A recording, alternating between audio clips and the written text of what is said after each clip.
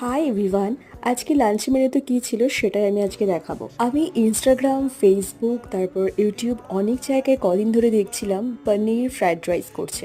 আর সেটা আমার দিদিও কি সেম দেখেছে আই ডোন্ট নো, বাট কালকে পনির ফ্রাইড রাইসে কথা হচ্ছিল, বাট ওটা যে আজকের জন্য সেটা আমি একদম বুঝতে পারিনি। সকালে ওর সবজি কাটা দেখে বুঝতে পেরে গেছিলাম যে আজকে কিছু ইয়ামি হতে চলেছে, তো এটাই হচ্ছে ইয়ামি।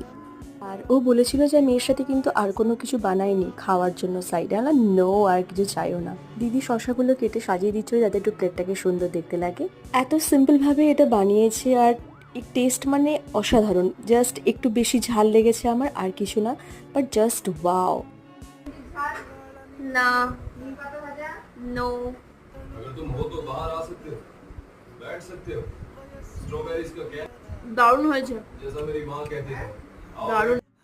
वहाँ पर पॉपकॉर्न भरा पड़ा हुआ था।